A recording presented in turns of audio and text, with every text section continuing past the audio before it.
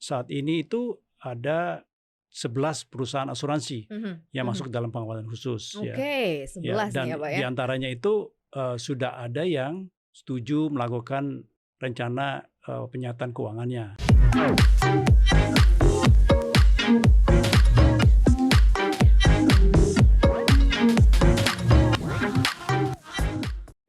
Sobat Cuan, apa kabar? Selamat datang di podcast Cuap-Cuap Cuan. Semoga Sobat Cuan selalu bahagia, sehat, yang paling penting.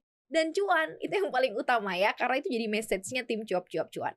Hari ini Maria Katarina seneng banget loh Sobat Cuan. Karena akan kasih informasi lebih untuk Sobat Cuan. Apalagi untuk industri asuransi. Kita kan selalu belajar ya setiap hari soal bagaimana kita mengatur keuangan kita. Untuk set up goal finansial kita. Jadi kita udah selalu tahu tuh gimana cara nyiapin dana darurat. Gimana sih kita mulai investasi. Gimana sih caranya kita mulai nyiapin dana pensiun?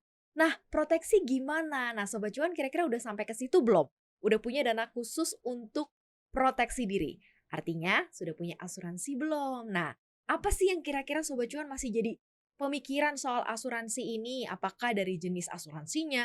Apakah dari harus masuk ke mana gitu ya? Karena banyak kan ya penyedia asuransi. Atau ada trust issue khusus yang mungkin membuat Sobat Cuan jadi khawatir atau galau. Tenang, sabar, karena hari ini langsung dari studio Cuap-Cuap Cuan, Maria nggak sendirian bersama dengan Pak Ogi Prastomiono, Kepala Eksekutif Pengawas Perasuransian Penjaminan dan Dana Pensiun merangkap anggota Dewan Komisioner OJK. Pak Ogi, boleh sapa Sobat Cuan. Sobat Cuan. Thank you banget Pak Ogi sudah hadir ke sini. Terima kasih banget, ini kayak pencerahan baru buat Sobat Cuan ya. Sobat Cuan tuh sering banget diskusi kayak kita ngobrol by DM Instagram gitu ya, atau sering komen pengen tahu soal asuransi gitu. Dan Pak Ogi di sini sebagai pengawas gitu ya di OJK hadir di sini. Ini pencerahan baru. Kita ngomongin soal industri asuransi deh as usual ya Pak, di semester 1 2023 ini kayak gimana sih? Udah mulai oke, running well atau seperti apa Pak? Ya, kita tahu bahwa sejak pandemi itu kondisi ekonomi global ya dan juga berpengaruh pada ekonomi Indonesia itu juga berdampak pada industri jasa keuangan termasuk asuransi ya. Tetapi so far untuk asuransi kita lihat dari total asetnya per akhir Juni 2023 itu sudah mencapai 1.034,96 triliun ya. Wow. Itu sudah melampaui 1.000 triliun. Dan yang paling penting sekarang indikasinya sudah ada pertumbuhan, di mana pertumbuhan 1,92% year on year untuk posisi Juni 2023 ya. Nah itu dari segi total aset ya. Kalau kita lihat beberapa indikator untuk perusahaan asuransi adalah terkait dengan RBC ya, risk based capital, di mana itu harus 120%, yaitu secara agregat. Itu baik asuransi jiwa maupun asuransi umum itu di atas 300% ya. Artinya itu masih cukup baik ya. Lalu kita lihat juga. Berarti itu data untuk penyedia asuransi di Indonesia berarti. Di Indonesia ya, ini kita bicara di Indonesia bahwa RBC risk based capitalnya masih di atas threshold 120% ya, itu di atas 300% ya. Kemudian kita juga ada rasio kecukupan investasi minimal itu 100% rasionya. Itu juga untuk asuransi jiwa 132%, kemudian asuransi umum itu 195%. Jadi secara keseluruhan industri perasuransian di Indonesia itu cukup baik pada saat ini ya, sejalan dengan sudah adanya pemulihan ekonomi sejak pandemi yang lalu ya. Ini berarti angka perbaikannya di-compare di tahun lalu berarti ya Pak? Iya, year on year ya. Year on year ya. Dan berarti sudah ada angka-angka yang cukup menggambarkan performa kinerja yang baik begitu ya dari para penyedia asuransi di Indonesia ya. Tapi kalau kita lihat dari misalnya contohnya pendapatan premi. Nah, ini pendapatan premi ini seperti apa Pak? Karena konon katanya masih agak cukup terkontraksi gitu ya. Penyebabnya seperti apa dan bagaimana proyeksi ke depannya nih Pak Ogi? Iya, secara kumulatif ya untuk premi yang diterima oleh asuransi umum maupun jiwa itu mencapai 150,08 triliun ya sampai dengan Juni ya. Artinya dari Januari sampai dengan Juni 2023 itu premi yang terkumpul tuh 150,08 triliun. Wow, 150,08 triliun. Tetapi ini dibandingkan dengan tahun lalu ya untuk periode yang sama itu terjadi penurunan 4,74%. Ini kenapa sih biasanya sebabnya Pak? Kenapa dia Nah, terkontraksi gini Pak? Nah, kita lihat dari jenis asuransinya ya, untuk asuransi umum dan asuransi jiwa ya. Untuk asuransi umum kita lihat itu pertumbuhannya positif ya, dia 4,02% ya. Itu preminya yang diterima itu 64,06 triliun rupiah. Asuransi umum ini berarti masuk di dalamnya asuransi kesehatan juga berarti masuk di situ ya? Asuransi kesehatan tuh life, termasuk life. Oh, itu life, masuk ke life. Ya. Berarti ini asuransi umum berarti masuknya ke general insurance. General insurance, oke. Kemudian kalau asuransi jiwa, nah ini yang jiwa. Itu memang terkontraksi 9,94% ya. Nah itu tapi total akumulasinya itu mencapai 86,02 triliun. Oke. Nah ini tentunya disebabkan karena OJK beberapa waktu lalu kita mengeluarkan SE 05 2022 yang memperbaiki ya produk asuransi unit link ya.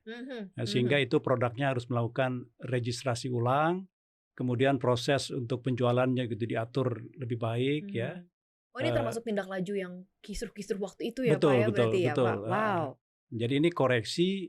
Kita bilang sih ini ada menuju perbaikan dan nanti ada keseimbangan yang baru lah. Ya karena ini lebih aman ya, lebih baik ya. Sehingga itu terkoreksi ya. Dan tapi kami yakin bahwa dengan potensi ekonomi Indonesia yang tetap tumbuh ya. Terakhir kan pertumbuhan ekonomi Indonesia itu di 5,2%, ya, 5,17% ya. Sekarang udah ke 5,2 gitu ya. 5,2 rencananya di tahun 2023 ini ya. Nah itu potensinya masih tetap tinggi ya. Sehingga kita berharap dengan koreksi terhadap produk asuransi unit link atau disebut PAID itu akan bisa membaik. Sementara untuk asuransi umum kita harapkan tetap tumbuh secara positif. Itu kira-kira perkembangan yang terakhirnya ya. Oke, ini berarti menjawab kekhawatiran Sobat Cuan juga nih ya, bahwa ternyata sudah ada tindak laju juga dari OJK terkait mengenai hal ini gitu ya. Kalau misalnya Sobat Cuan update yang rame-rame gitu ya, kemarin ternyata sudah ada.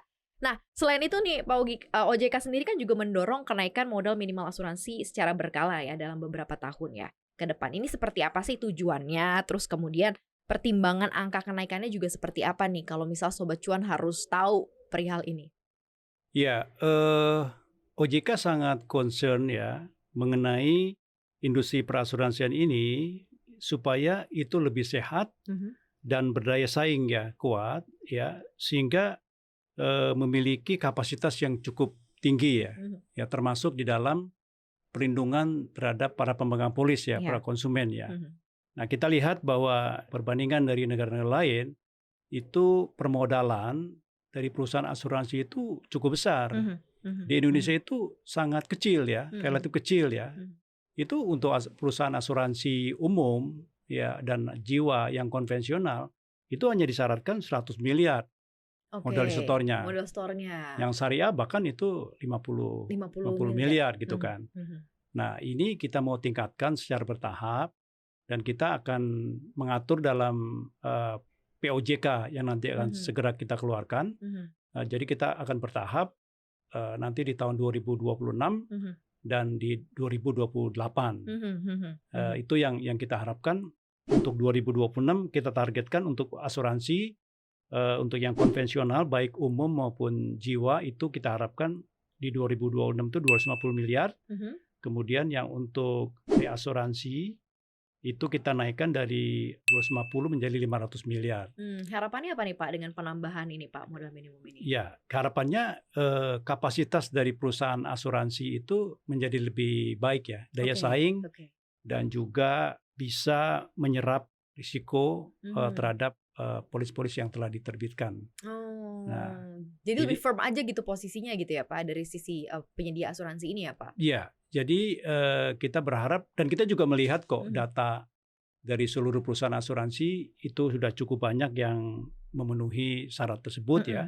Tetapi kita masih berikan tenggat waktu sampai dengan 2026 itu tahap 1, kemudian 2028 tahap keduanya.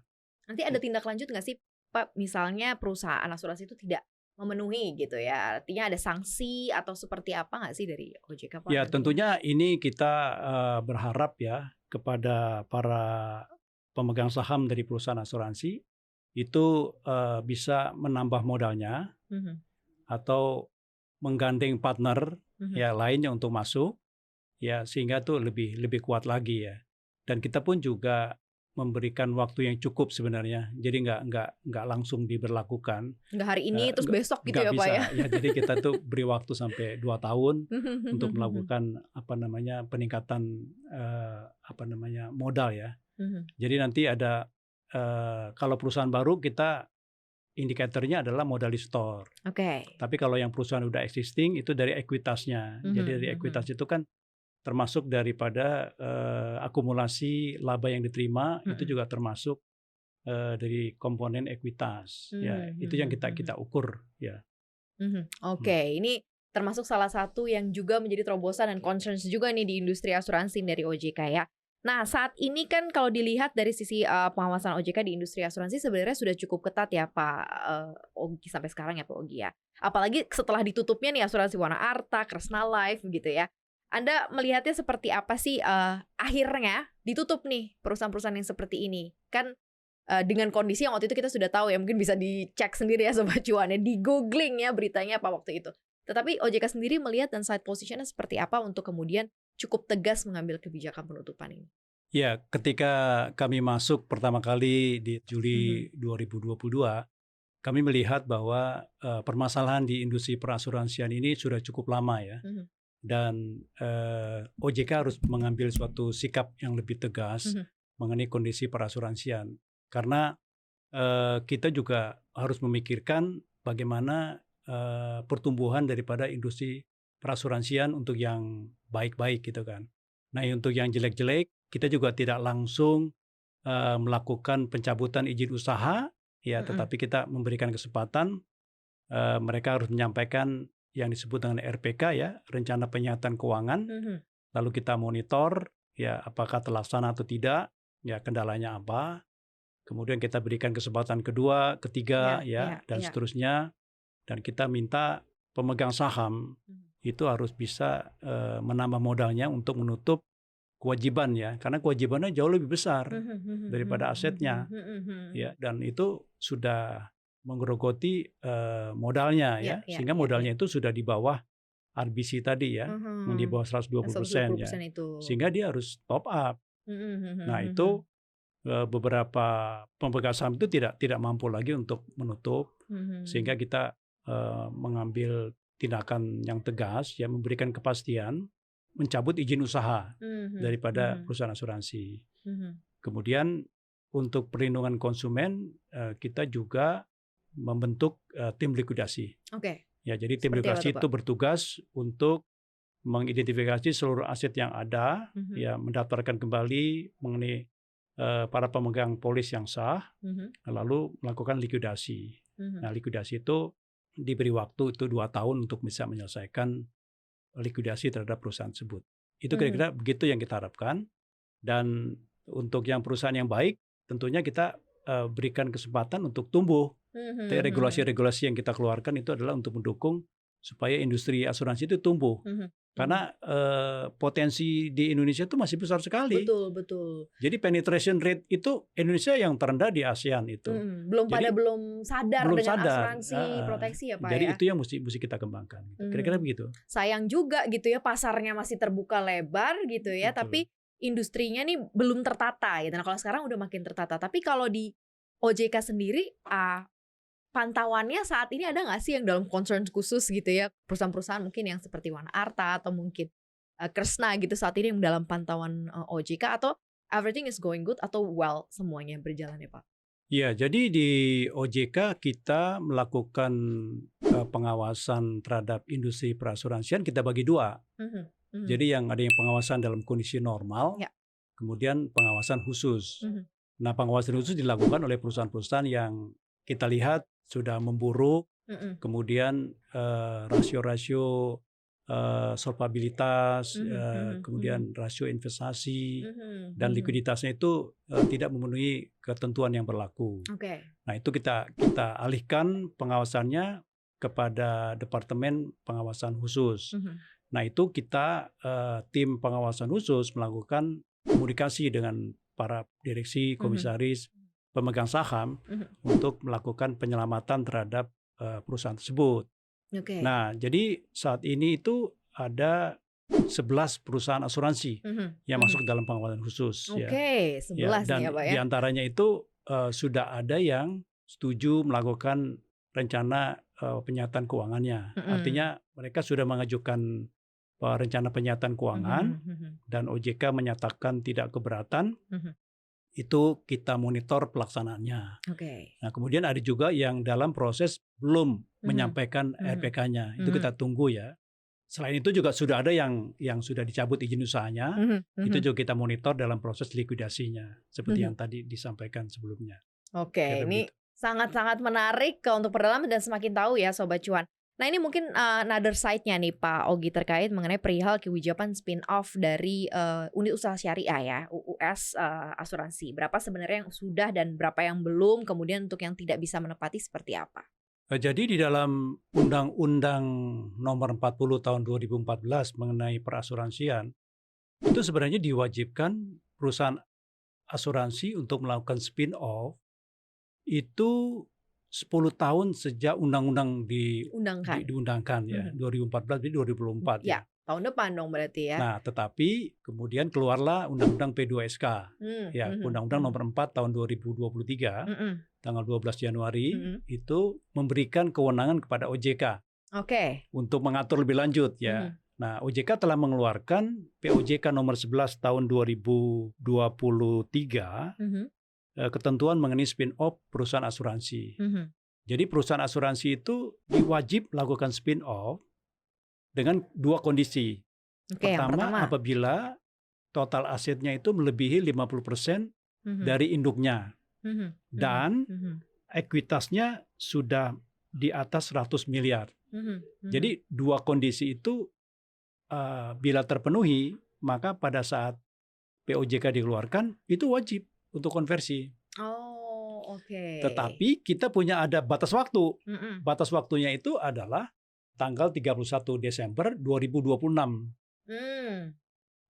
Jadi kita ada kriteria tadi yang di atas 50% total aset dari induknya dan juga ekuitasnya 100 miliar. Itu harus terpenuhi sampai dengan Desember 2026. Gitu. Kita juga membuka spin-off pemisahan secara sukarela, voluntary ya. Jadi voluntary boleh. Saat sekarang juga kita kalau ada permohonan kita setujui. Sekarang ada satu perusahaan yang sedang berproses spin-off ya, lebih awal. Nah itu kita berikan, tetapi nanti 31 Desember 2026 minimal harus 100 miliar. Itu adalah perusahaan-perusahaan yang ada sekarang. Tapi kalau kita lihat data yang dimiliki, ya itu beberapa perusahaan itu sudah bisa memenuhi beberapa syarat itu, ya dan yang lainnya kita beri waktu paling lambat 31 Desember 2026. Jadi sudah memenuhi. Dan itu ketentuan-ketentuan baru begitu ya, termasuk di spin-off ini juga ya, setelah yang diundangkan 10 tahun lalu 2014, sekarang 2024. Ini beda dong Pak berarti ya dengan si PSAK 74 lagi nih, kontrak asuransi di 1 Januari 2025. Ini seperti apa lagi nih Pak untuk PSAK 74 ini? Jadi PSAK 74 itu adalah mengadopsi daripada IFRS 17. Mengenai kontrak asuransi. Jadi di dunia internasional perusahaan asuransi itu sudah menetapkan standar akuntansi, pelaporan akuntansi untuk perusahaan asuransi. Itu berlaku 1 Januari 2023. Ya, tetapi Indonesia dari Dewan Standar Akuntansi Keuangan DSAK itu memberikan waktu 2 tahun kemudian. Jadi 1 Januari 2025. Itu diharapkan semua perusahaan asuransi telah menerapkan PSAK 74. Nah, PSAK 74 itu mengenai produk kontrak asuransi, itu ada ketentuan-ketentuan yang harus diikuti ya, di mana setiap penjualan daripada produk asuransi itu harus dibentuk cadangan yang cukup. Dia itu tidak boleh diakui pendapatannya itu dalam tahun pertama. Jadi harus sesuai dengan standar itu. Nah, saat ini OJK juga concern. Jadi kita tidak menyerahkan seluruhnya kepada industri. Jadi OJK membentuk steering committee. Kebetulan saya sebagai ketua steering committee untuk implementasi PSAK 74 dan di bawahnya ada working group-nya. Itu melibatkan semua stakeholder ya, dari asosiasi, dari pelaku usaha, kemudian juga dari Kementerian Keuangan, dari Kementerian BUMN, kemudian dari IAI, dari DSAK, ya itu untuk membicarakan mengenai persiapan PSAK 74 tersebut. Gitu. Jadi semuanya saling bahu-membahu begitu ya, bekerja sama ya untuk implementasi di industri asuransi ini jauh lebih baik lagi ke depannya. Nah, next nih Pak Ogi, apa sih roadmap pengembangan mungkin OJK sendiri melihat begitu ya industri asuransi ke depannya akan seperti apa begitu ya? Apalagi kita tahu bahwa pasarnya besar gitu ya, tetapi masih banyak yang belum aware gitu terhadap asuransi sendiri, Pak Ogi. Iya, jadi kalau kita kembali ya ke transformasi dari sektor jasa keuangan, itu sejak krisis 97-98 itu industri perasuransian tuh belum melakukan transformasi ya. Sementara di pihak lain, di sektor jasa keuangan lain ya, di perbankan itu sudah dilakukan reformasi ya. Restrukturisasi, ya, rekapitalisasi, penambahan modal, ya, kembali kepada krisis 97-98, lalu penguatan permodalan, ya, penerapan daripada risk management dan sebagainya. Sementara asuransi belum. Nah, jadi kami menginisiasi penyusunan roadmap, ya, roadmap daripada industri mengenai roadmap pengembangan dan penguatan industri perasuransian 5 tahun ke depan.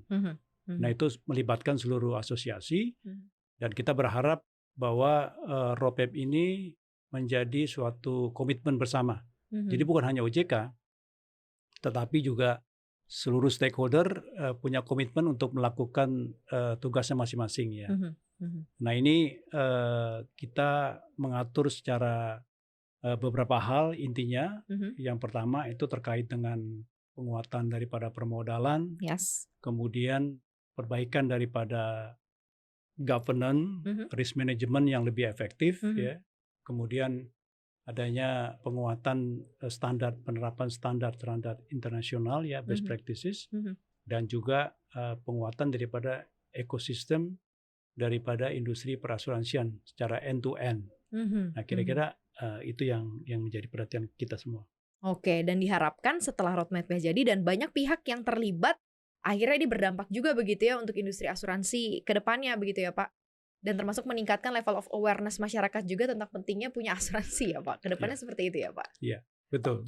Ini sangat menarik sebenarnya, tapi sayang sekali waktu kita sudah habis. Dan kayak hampir semua pertanyaan aku dan mungkin kegalauan dan kekhawatiran Sobat Cuan, trust issue terkait mengenai harus beli asuransi nggak ya, penting nggak ya, sejauh mana sih sebenarnya proteksi dari kita gitu ya yang menggunakan asuransi, dan sejauh mana sebenarnya pemantauan OJK terhadap perusahaan-perusahaan yang terlibat di dalamnya, dan ternyata concern-nya segitu penuhnya gitu ya.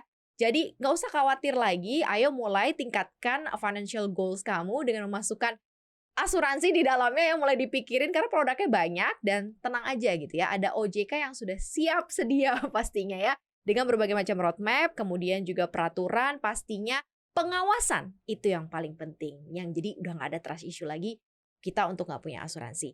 Once again terima kasih Pak Ogi sudah hadir ke studio Cuap-Cuap Cuan. Next kalau ada galau-galau lagi Sobat Cuan mau tanya, langsung aja kita hubungin Pak Ogi ya. Thank you banget sekali lagi Pak Ogi Prastomiono, Kepala Eksekutif Pengawas Perasuransian, Penjaminan dan Dana Pensiun, merangkap anggota Dewan Komisioner OJK, sudah sharing di Cuap-Cuap Cuan hari ini. Jangan lupa ya Sobat Cuan, untuk dapatkan informasi lainnya kamu bisa dengerin langsung di podcast Cuap-Cuap Cuan di Apple Podcast, Google Podcast, Spotify, dan Anchor.